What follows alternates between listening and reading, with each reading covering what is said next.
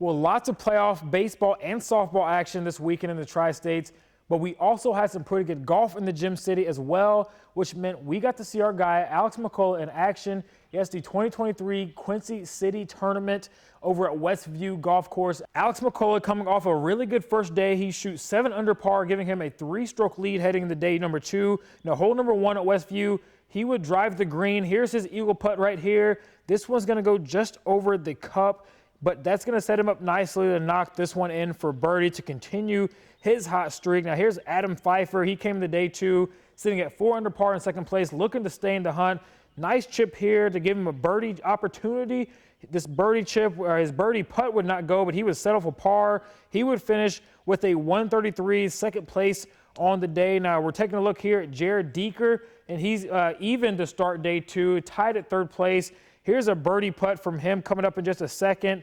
This one's going to be just off the mark. He's going to knock this one in for par. He would finish 4 over par. He would drop down a little bit and tie for 10th place in this one. But the story of the weekend, Alex McCullough, he would end the day with a 66, a 2-day total of 133, 12 under par to be the winner in this year's tournament. And the Quincy University Hawks baseball squad is one step closer to Cary, North Carolina after beating Northwood 9-0 in the regional title game on Saturday. The Hawks are playing their best baseball as they've now won 17 straight games.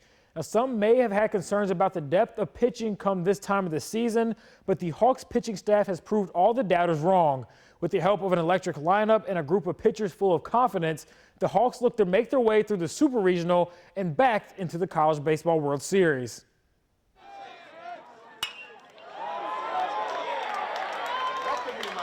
I think it's been really big, especially for the pitchers. You know, it kind of gives them a good backup. The numbers don't lie. I mean, I think after today, we're like 1 away from the national record. So that alone, it intimidates other teams, but it also helps us out on the pitching side by kind of giving them the confidence to know they don't need to go out, like I said yesterday, and kind of throw the perfect game. They know we're going to score runs. We have their back, and they have ours. So it's really a love-love relationship with us, all of us right now. I think in the back of their head, they know we're going to score. So, when they make a mistake, they know that the guys are going to come back and pick them up. And the bullpen's been really good, really good in the conference tournament, obviously good this weekend.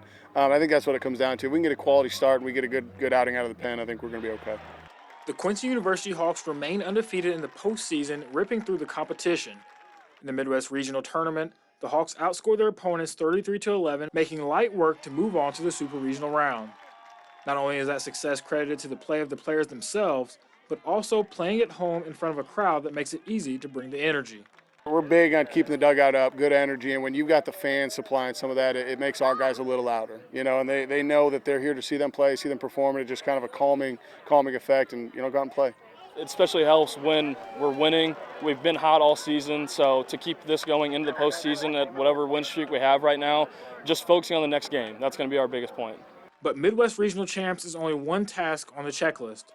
The Hawks won the regional last year before seeing their season come to an end in the next round. After the disappointing end to last season, Quincy University is coming back on a revenge tour, taking it one step at a time.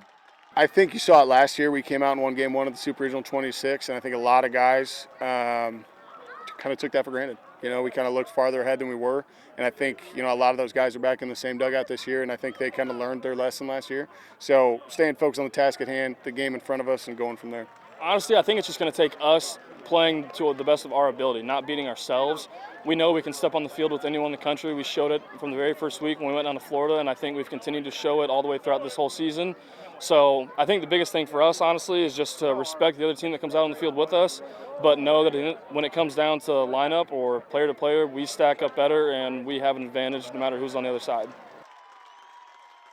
So what's coming up next for the Hawks? A showdown with UIndy at home in the Super Regional in a best-of-3 series for a spot in Cary, North Carolina. The Hawks would beat the Greyhounds earlier this month at the GLVC tournament 7-5. So buckle up, folks. There is going to be some great baseball played right here in the Gym City this upcoming weekend. And looking forward to that, plus more playoff diamond action on the high school front. Also, if you missed any of the signing day stuff from overtime last night, it is live right now on our website. So be sure to go over and check that out. Hey, that's all the time for sports tonight. Thanks for watching.